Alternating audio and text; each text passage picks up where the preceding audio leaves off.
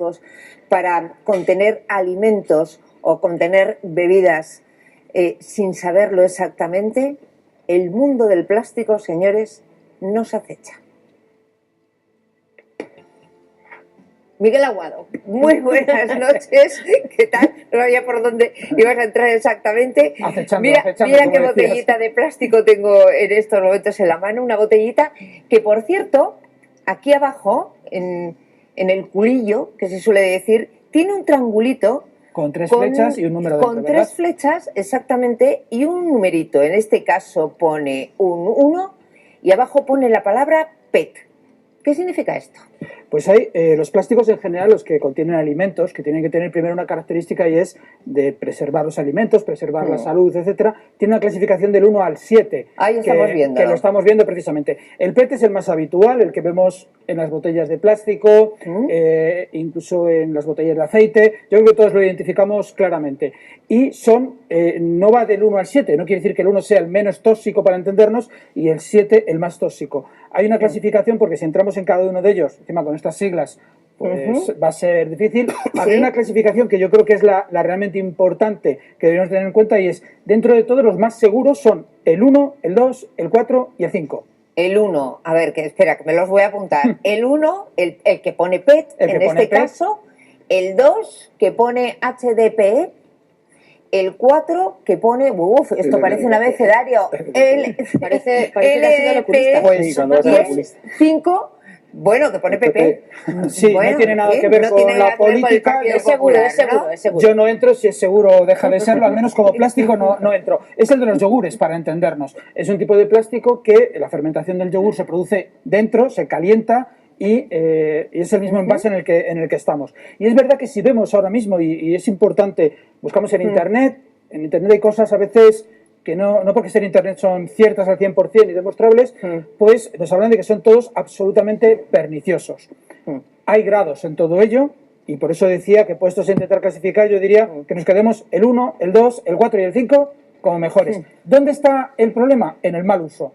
Las botellas, cuando las habituales, nos suele poner que no volvamos a rellenarlas. ¿Es porque es tóxico? Sí y no. Principalmente el problema es que, según ellos, al rellenarla, no tenemos los mismos niveles de higiene que se ha tenido cuando se ha rellenado antes. Es un problema más de higiene. Tendríamos que lavarlas por dentro. Pero hay otros problemas que sí lo tenemos. Puede ocurrir, no es lo mismo ahora, esta botella, utilizarla, y si quieres utilizarla una vez más. Tampoco pasaría nada. No pasaría nada.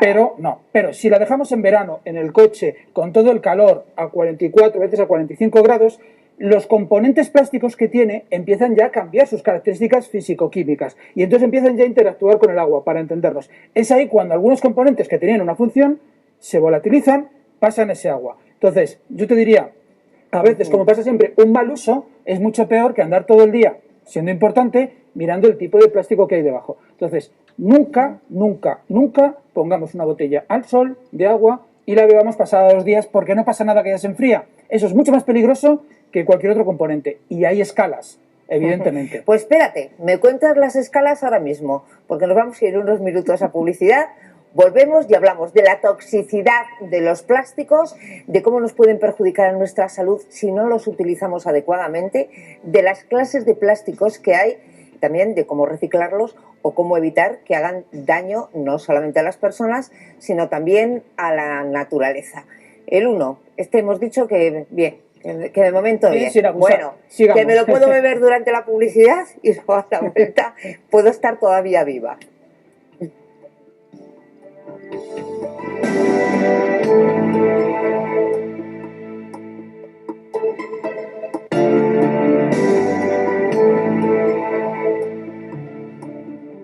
La toxicidad del plástico, ¿es verdad? ¿Es mito? ¿Es 50-50? Miguel Aguado, estábamos un poco en que a veces se exagera, pero por otro lado es verdad que hay que tener mucha precaución con el tipo de plástico que se utiliza para envolver la comida, para la bebida, por ejemplo, ¿no? Todo esto que tiene una relación directa con nuestra salud. Claro, y sobre todo quizás me quedaría en ese 50-50, porque si no tenemos la sensación de que uno no puede hacer nada. Muchas veces es el problema y el mal uso que hacemos de ello. Por ejemplo, por poner algo, es decir, un envase de plástico, el típico tupper que todos conocemos, si lo utilizamos para calentar en el microondas, estamos cambiando una vez más, como decía antes con la botella en el mes de agosto en el coche, y estamos produciendo una serie de componentes del plástico que salen y pasan los alimentos. ¿Es tan difícil poder calentarlo en un plato de porcelana normal? Eso es lo adecuado. O sea, entonces, que a veces el mal uso es peor que estar fijándonos solamente en el número, siendo importante también. yo entiendo, de lo que has dicho, y hay una cosa que me parece muy importante. El plástico, cuanto menos se caliente, mejor. Eso ya como base, ¿no? Claro. Ni en microondas, ni siquiera dejando una botellita de agua al sol. Claro, pero yo creo que además todos lo podemos entender. Nos queda media botella, nos da no sé qué, y la dejamos en el coche y la bebemos. Pongo ese ejemplo porque creo que es muy habitual. Y en verano mucho más. O estás en la piscina y la dejas al sol.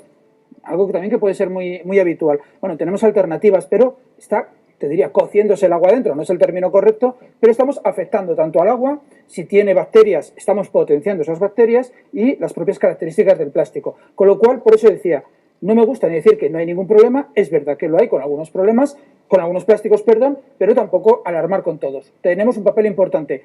Algo mucho más sencillo, utilizar cada vez más los plásticos de forma adecuada. El usar y tirar no tiene sentido desde el punto de vista ambiental en absoluto. En el planeta se producen 100 millones de toneladas de plástico al año y algunos de ellos nos salvan la vida en hospitales. O sea que todo hay que ponerlo en su justa medida. Es decir, permite muchas cosas. Pero tenemos una parte importante de usar y tirar que no tiene sentido. Dicen los estudios que 50 de esos millones de toneladas acaban en el mar. Y aunque pensemos que Madrid no tiene playa y no nos afecta, acaban en el mar desde los ríos y desde la ciudad y desde los plásticos que van volatilizándose.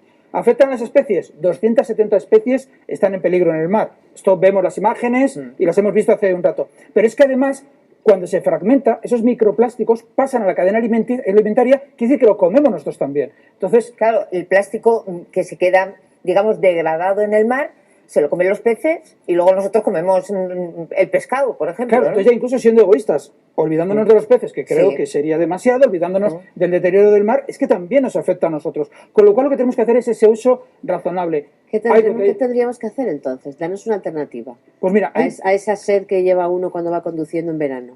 Pues tenemos ya botellas que pueden ser utilizables, que son muy asequibles en el mercado y que hace unos años, por ejemplo, veíamos a alguien en la oficina que llevaba su botella y nos parecía un poco, con perdón, friki. Hoy en día lo lleva mucha gente. Ahorrativo. Hablamos, perdona Miguel, botellas de vidrio, si hablamos de adultos, y si no, hombre, sobre todo si hablamos de niños, mejor que sean de acero, mejor que de aluminio. Claro, las tenemos en multitud de sitios, yo creo que todos podemos tener en mente, donde podemos comprarlas y utilizarlas. El vidrio no para un niño que vaya al colegio, por razones obvias, pero Miguel, hay alternativas. A mí me parece que es verdad que la educación de los ciudadanos es importante y que cada vez nos acostumbremos más a respetar el medio ambiente, es fundamental, pero a mí me parece que faltan decisiones, o sea, medidas verdaderamente valientes por parte de los gobiernos. Es decir, yo veo, por ejemplo, en algunos países que se empiezan a tomar muy en serio el tema del plástico y que, bueno, ahora mismo para que te den una bebida, un refresco, necesitas llevar tú el casco para que te la vuelvan a dar. He visto, por ejemplo, comunidades autónomas que empiezan ya a prohibir las toallitas para desmaquillarse o las toallitas para limpiar a los niños, etcétera, etcétera. Es decir, creo que falta probablemente una legislación mucho más decidida por parte de las autoridades públicas, ¿no? Claro, mira, la Unión Europea ha comprometido recientemente, y además casi por unanimidad, en el 2030 la prohibición de este tipo de plásticos y sobre todo, que yo creo que es lo importante, un plazo de tiempo para que haya lo que se llama el ecodiseño, alternativas factibles a todo ello. Muchas veces tenemos mal uso. Yo pongo ejemplos a veces que los tenemos por costumbre. Por ejemplo, bebemos un refresco con 2 pajitas, porque lo hemos visto en un anuncio. Porque en realidad se podía beber con una. No es lo más ecologista lo que estoy diciendo, pero con una pues reducimos a la mitad. Nos ponemos pasta de dientes en los cepillos y diréis, ¿qué tiene que ver con el plástico?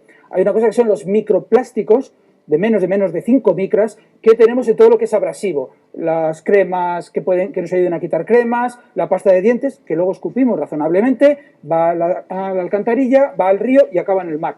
Por cada metro cuadrado en el océano hay 13.000 micropartículas. ¿Qué podemos hacer? Ponernos la mitad. En tanto, la Unión Europea, y le exijamos a la Unión Europea que eso de queremos que se convierta en hacemos que que lo hagan también, tenemos un papel también activo como ciudadanos, se empiece a apostar por esas alternativas, porque además son una buena industria, incluso es bueno para la economía. Una buena industria europea que haga esto nos viene bien. Hablábamos antes en el descanso, por ejemplo, China ha prohibido una práctica que era muy europea. Cojo toda la basura, el plástico y se lo mando a China. Comentábamos hace un ratito. Y así yo ya no contamino. Y China ha dicho ahora, por diversos motivos, no, aquí no entra el plástico, porque además me envías un plástico muy malo. ¿Quién tiene un problema? Inglaterra no reciclaba nada. España no estamos mal. Reciclamos en envases el 76%. Nos queda hasta el 100%. Podemos hacer más. Pero hay cultura, empieza a verla en poco tiempo, en una generación. Tenemos más hábitos ecológicos, porque hay que ser positivo. En España, hay 2 generaciones alemanas, por ejemplo. En Francia han prohibido los vasos y los platos de plástico también, por ejemplo, y los cubiertos de plástico los han prohibido. Tendrá que ser así, y creo que es en Baleares, que además al ser una isla, lo están planteando también. En Valencia están con algunas alternativas, y acabará siendo así en todos los sitios. Pero, porque no tiene mucho sentido. Sí, además es que tenemos poca memoria, porque rápidamente las generaciones se suceden y claro, pues el que no lo ha vivido no lo ha vivido. Pero en España hasta hace no mucho todo era vidrio y se llevaba el vidrio y se entregaba y te pagaban por el vidrio que entregabas y por tanto y se vivía tranquilamente, y cuando se iba a la compra se iba con una bolsa de casa y no te daba una bolsa de plástico. Lo de la bolsa es factible, pero mira, lo de la bolsa factible además es otra de las prácticas recomendables y que vamos incorporando. Ya no solamente esas bolsas transformables, sino llevar nuestra propia bolsa al supermercado. Claro. Pero el tema de los envases ha cambiado mucho, ya no tenemos el colmado de al lado. Bueno, pues yo me quedo primero con ese triangulito que hay debajo de las botellas de plástico, obsérvenlo ustedes, y de las garrafas de plástico tienen un número. Si es un 1, un 2, un 4 un 5 o un 5, vamos bien. Vamos bien. Vamos bien. Y si son 7, 3 y 6, pues mejor que no. Mejor salgamos corriendo de ese envase de plástico. Y me he quedado con un dato también que me ha llamado mucho la atención.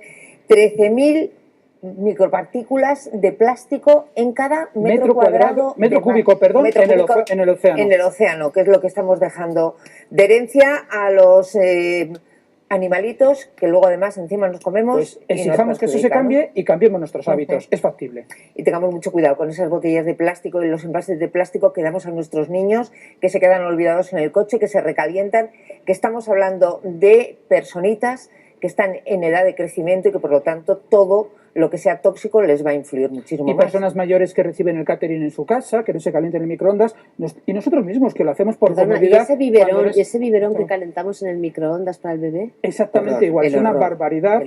Aunque digan que ya no tiene bisfenol A, ya por ponernos palabrotas, pero calentarlo, primero el microondas habría que utilizarlo lo menos posible.